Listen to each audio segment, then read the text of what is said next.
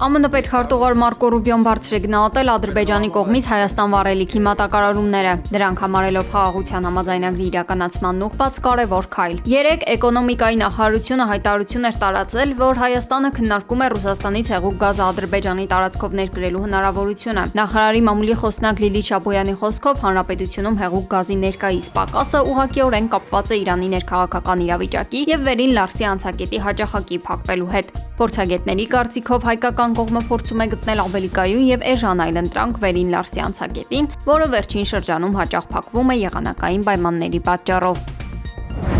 Այսօր հատկանշական օր է բոլորիս համար։ Մենք ցույց կտանք, թե ինչպես է փոխվելու բոլորիս կյանքը Հայաստանում։ Facebook-ի իր էջում այսպիսի հայտարարություն է արել մեր ձևով շարժման համակարգող Նարեկ Կարապետյանը։ Հայ ժողովուրդը տարածաշրջանի ամենագործունյա ազգն է։ Հունվարի 20-ին Երևանում սպասվում է շարժման առաջնորդ Սամվել Կարապետյանի տնտեսական ծրագրի շնորհանդեսը։ Այսպես ըստ էության մեկնարկում է ծրագրային մեծ փաթեթի ներկայացումը, որի մասին Նարեկ Կարապետյանը հայտարարել էր դեռ անցած շաբաթ։ Հունվարի 18-ից կրկին տնային կալանքում գտնվող Սամվել Կարապետյանի նոր ծրագրերը վերաբերում են Հայաստանի տնտեսությանն ու անվտանգությանը։ Ամենայն հայոց կաթողիկոս Գարեգիմ II-ի որոշմամբ հայ առաքելական եկեղեցու եպիսկոպոսատ ժողովը տեղի կունենա Ավստրիայի Սանկտ Պյոլթեն քաղաքում փետրվարի 16-ից 19։ Տեղեկությունը հաստատել է Մայրաթորի տեղեկատվական համակարգի տնօրեն Եսայի Քահանա Արտենյանը։ Քահանան անդրադառնալով այն հարցադրումներին, թե ինչու է կարևորագույն այս ժողովը կազմակերպում Հայաստանից դուրս, պատասխանել է, որ եկեղեցական կանոնակարգի համաձայն ազգային եկեղեցական ժողովից բացի մյուս բոլոր մարմինները կարող են իրենց նիստերը գումարել աշխարհի ցանկացած վայրում։ Ըստ Քահանայի, նման նախադեպեր նախկինում եւս եղել են, եւ թե եպիսկոպոսատ ժողովը եւ թե Գերագույն հոգեվոր խորհուրդը պարբերաբար նիստեր են անցկացրել Մայրաթորից դուրս։ Սիրիայի հյուսիսային եւ հյուսիսարևելյան սահմանամերձ գոտիներում իրավիճակը կտրուկ սրվել է։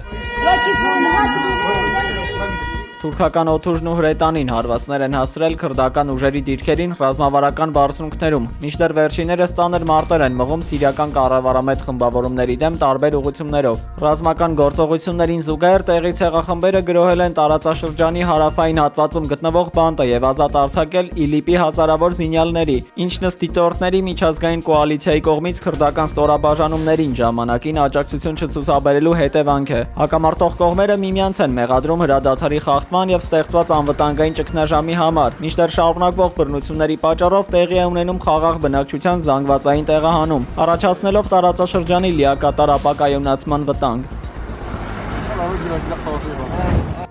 Թրամփը Պուտինին պաշտոնապես հրավիրել է անդամակցելու Գազայի հարցի կարգավորման համար ստեղծվող խաղաղության խորհրդին։ Կրեմլում քննարկում են հրավերը։ Խաղաղության խորհրդի ստեղծման մասին ԱՄՆ նախագահը հայտարարել էր հունվարի 16-ին։ Կառույցի հիմնական գործառույթը լինելու է Գազայի հատվածի վերակառուցման վերահսկողությունը եւ նորաստեղծ պաղեստինյան տեխնոկրատական կառավարության Գազայի կառավարման ազգային կոմիտեի աշխատանքի համակարգումը։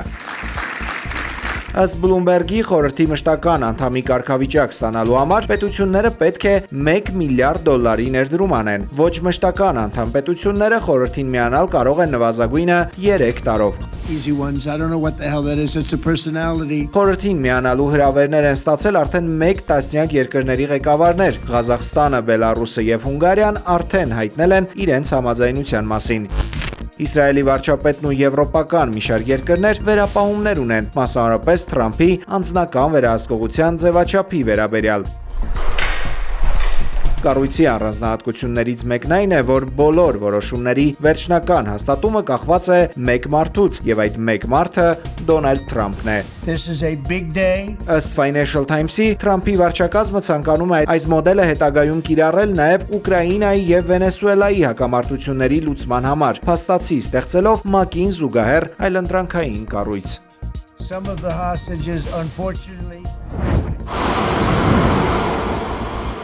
Թրամփի հայտարարությունների ֆոնին Դանիայի զինված ուժերը ժամանում են Գրենլանդիա։ Դանիայի արտաքին գործերի նախարար Լարս Լյոկե Ռասմուսենը Գրենլանդիայի վերաբերյալ դիմել է Թրամփին։ Աշխարհում կան խաղի որոշակի հատուկ կանոններ, որոնք չեն կարող խախտվել, եւ հիմնարար կանոններից մեկը վերջին հաշվով երկրների ինքնիշխանությունն ու տարածքային ամբողջականությունն է, ասել է Դանիայի արտաքին գործերի նախարարը։ Regierung in Washington hat in den letzten Tagen Գերմանիայի կանցլեր Ֆրիդրիխ Մերցը հայտարարել է, թե Միացյալ Նահանգները մի ժամանակ Գրենլանդիայում ուներ ավելի քան 30,000 զինվոր։ Մեջբերում այսօր նրանց թիվը 200-ից պակաս է։ Այսպիսով ակնհայտ է, որ Միացյալ Նահանգների սպառնալիքի գնահատականն այնքան դրամատիկ չէ, որքան այժմ ներկայացվում է։ Չնայած անվտանգության տեսանկյունից իրավիճակը կարող է կրկին բարդանալ։ Միչիգանում ավելի քան 100 մեքենաներ բախվել են իրար ճանապարհի մերկասառույցի եւ վատ տեսանելիության պատճառով։ Տասնյակ մարդիկ վիրավորվել են, բազմակի բախումների պատճառով մայրուղին ամբողջությամբ փակվել է։ Ժամեր շարունակ փրկարարները փորձել են հեռացնել բեռնատարներն ու մեքենաները երթևեկությունը վերականգնելու համար։